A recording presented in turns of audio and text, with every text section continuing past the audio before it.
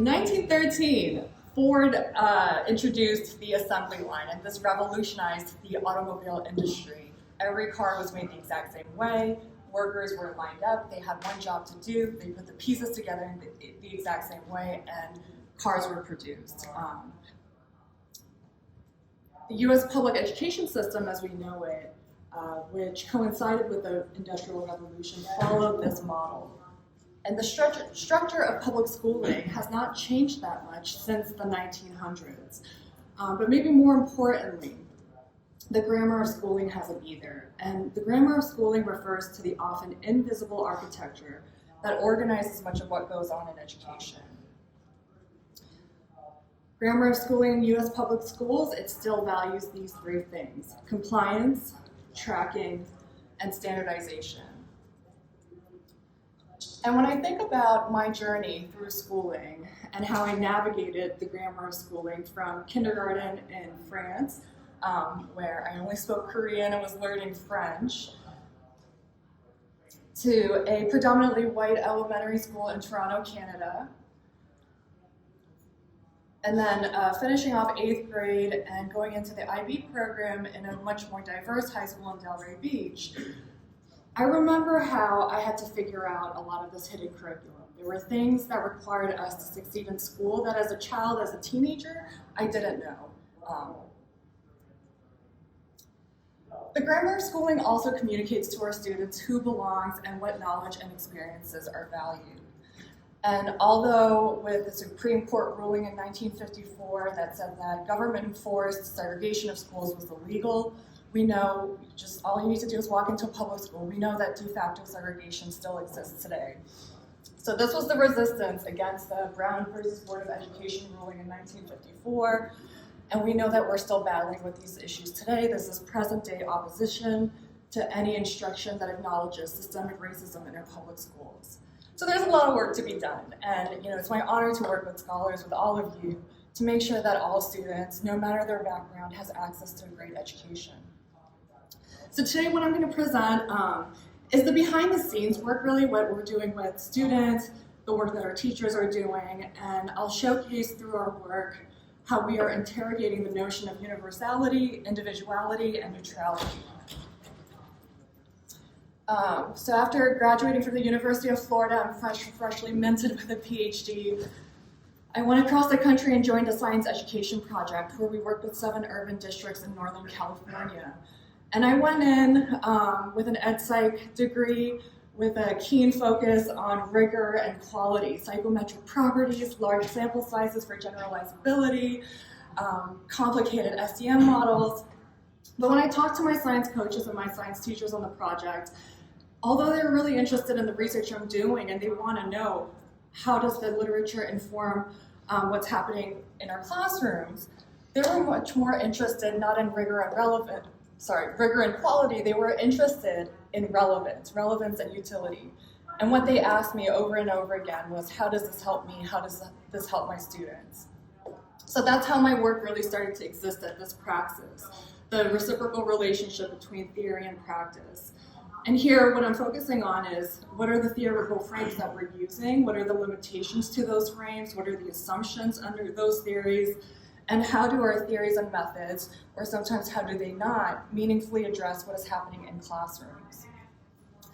Teachers cared a lot about engagement. This is when I started really looking at student engagement. They want to know, how do we get students engaged? How do we keep them engaged? And we know from decades of literature, from many scholars in this room, it's a complicated construct. How students connect to learning is multidimensional, momentary, situational, and context-specific.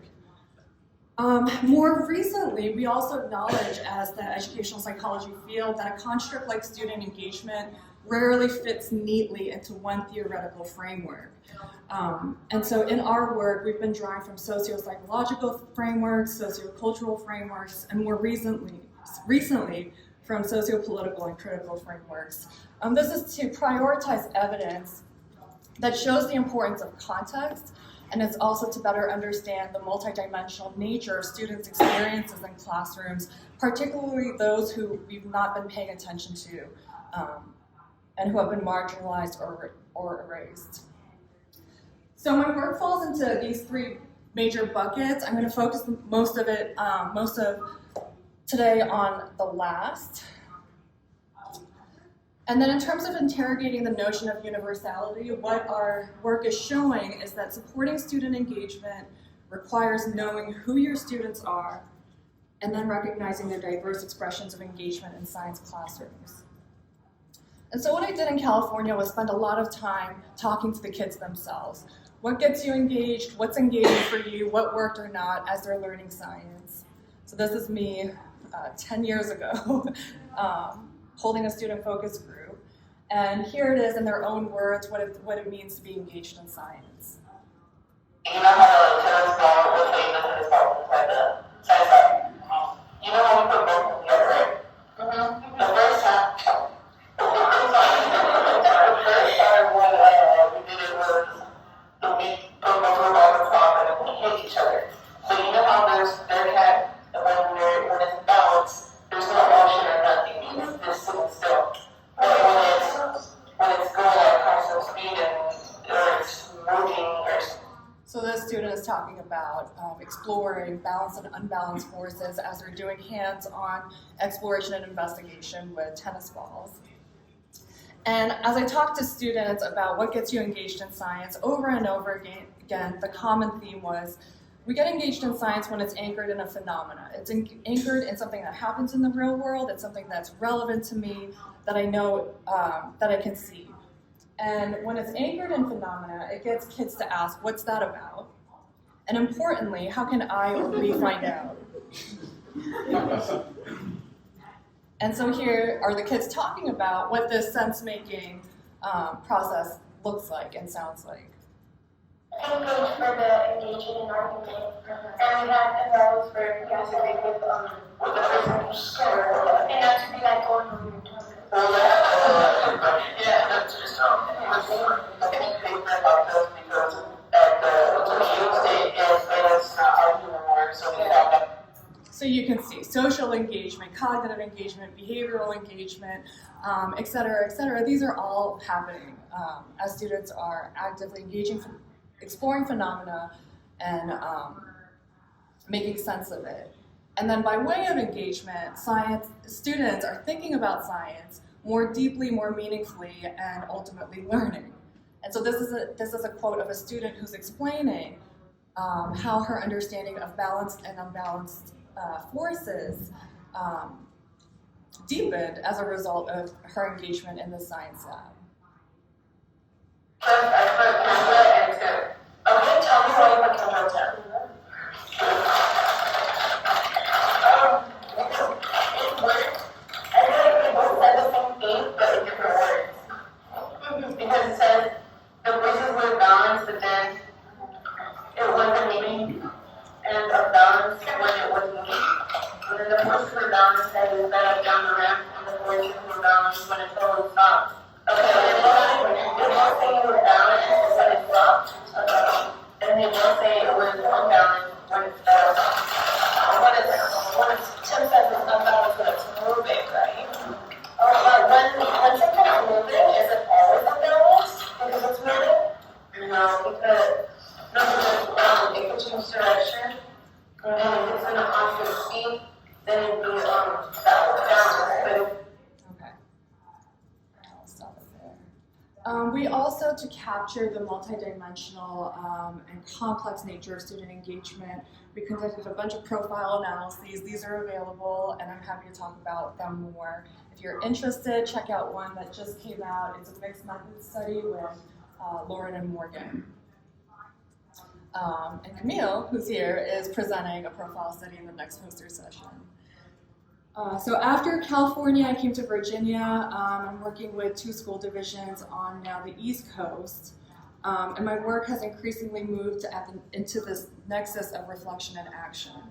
And in this praxis, the questions I'm asking are, for whom and why are we doing this work?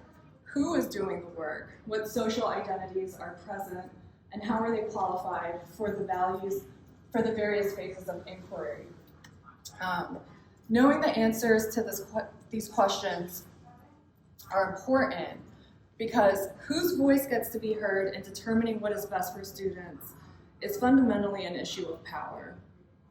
And so I think about, as a university professor, when I start these projects, when is it the time for me to step up, to decide when we're doing the work, how we're doing the work, but just as importantly, when is it the ethical, responsible thing for me to do to step back and listen to what our teachers are saying about how we should do this work, where this work should go, and also create space for students to speak into the work. So here we're interrogating the notion of individuality, and what our work both in California and here on the East Coast is showing is that supporting student engagement in science necessitates conditions that empower teachers to create the right opportunities for their students. I know that we're running out of time, so I'm just going to skip the opportunity stuff. Long story short, unsurprisingly, equal science learning opportunities do not exist across schools. We know this nationally. We tested this more proximally and locally, and higher SES schools have better opportunities. The important thing to stress here is that this inequality is structural, so it's not teachers being bad teachers. There's lack of resources in school, there's issues with pathways, there's issues with policies and tracking, et cetera, et cetera. When we look at how these opportunities predict student engagement, as expected, it does predict student engagement, both at the person level and at the school level. What I want to focus on here in terms of this paper is this cross-level interaction, where we found that school SES, the relationship between, what we found was that the relationship between OTP and science and student engagement was stronger for schools with higher SES. And when we found this, we kind of sat there and thought about it. And one way to think about this is that there's a Matthew effect. Kids in the higher SES schools are just getting richer. Kids in the poor SES schools, low SES schools are just getting poorer. And as I stared at this a little bit more, I thought, you know what, another part of the story might be that although it's important for students to have these disciplinary opportunities to participate in science, maybe the typical traditional canonical way of doing that is not enough to address the systemic inequities and the opportunity gaps. So that takes us to our science discourse project, which we kicked off in 2019. This focuses on creating talk opportunities just for kids to be able to share their ideas, but beyond that, to build on their funds of knowledge to create transformative spaces for learning science for students who have typically felt left out. We kick off this work in the summer with our teachers. We explore evidence-based discourse strategies. We have discussions about asset-based pedagogies, student analysis protocols. And then during the school year, they're leading the professional learning. So we have teacher leaders, teacher facilitators work with 6th, 7th, and 8th grade science teams. They have a common discourse goal, and then they plan, enact, they study how the teaching went, how the enactment went, and then we all meet to debrief what went well, what can be improved, and what are students learning by analyzing student work. The goal of lesson study, this is so important, is not to plan a perfect lesson, it's not to evaluate your students' answers as right or wrong, it's really to understand how are your students thinking. And specifically in our project, what are the funds that students are bringing that should be integrated meaningfully into the science curriculum. So this is a quote from one of our teachers who shares how the space to collaborate with her colleagues is empowering. I'm going to fast forward just because of time. For a long way, it's like, we want to know that more than one question. You know what I'm saying? And so we can't make reference to what our minds say, oh. Okay.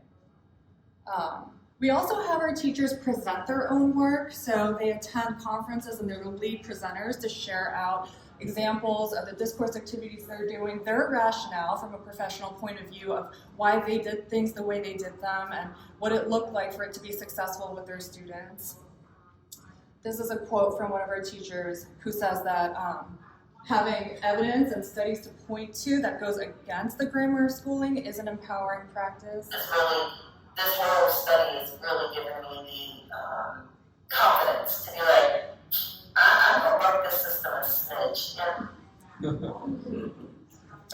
Our teachers also tell us that partnering with researchers and us disseminating and publishing the work that they're doing is empowering. So this is one of our teachers who participated in a podcast to share her work.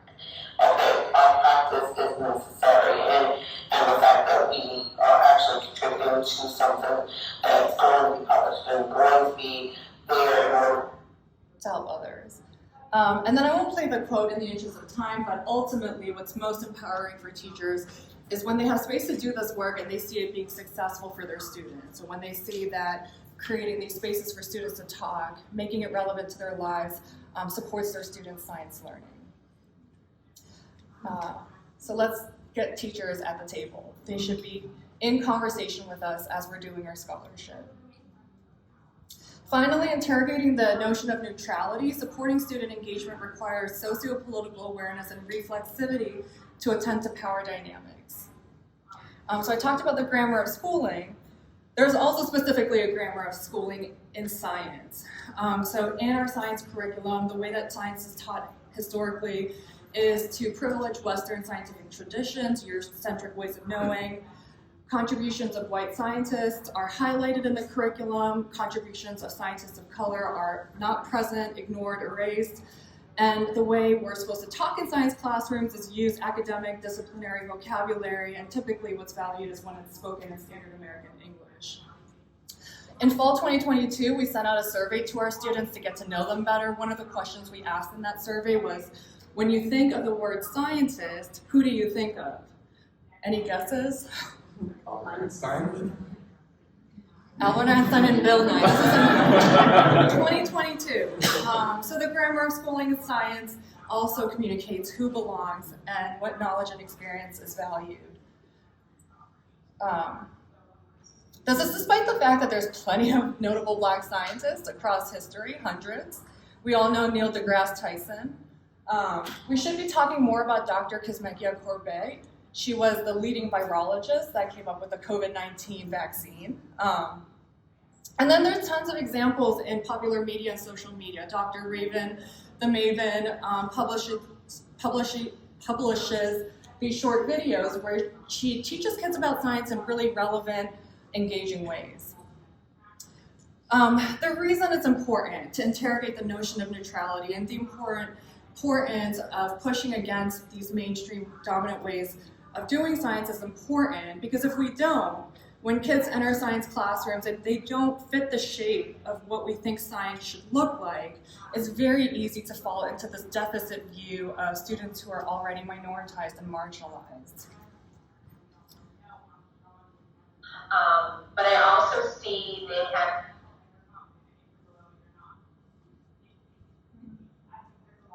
a huge amount of time devoted to their cell phones and TikTok and YouTube and videos. I feel like my average student has a smaller real life schema as far as places they've been, things that they've done that's smaller than my own children and I would have had. So classes aren't neutral. Classrooms are not neutral. They're contested sites of learning. Okay. So in our project, we take a funds of knowledge approach. We do our work based on the premise that students bring in things from their lived worlds, identities, and languages that are valuable. I'll play this. This is the last one. This is an example of one of our teachers who takes a funds of knowledge approach to her students' resources. It really plays a huge part of their funds of knowledge. It's huge. Like the other day we were talking about frequency and stuff like that and so science, and it's kind of funny because I usually in the past, but for a child that tell me before I get to it, it kind of got to me. But with all my frequency, it was like, oh, I get it. It's like that music. That music my mom listens to. And our research shows when you do identify and integrate your students' funds of knowledge, it helps with not just engagement, but their learning in science. I'll skip the examples of hybrid spaces. You can read more about it here. look out for Martinique's work. She's looking at how teachers integrate students' funds of knowledge in our classrooms. There's more than one way to do it, surprise, surprise, and she's done a great job really systematically documenting this. And I'll end with the fact, this note, hybrid discourse, doing this work goes against the grain of schooling. So it's not just improving teaching practices, there need to be shifts in values, beliefs, and structures. I'll leave you all with these two questions. For whom are we doing the work? How is our work empowering scholars, teachers, and students to take action to transform public education for the good of all?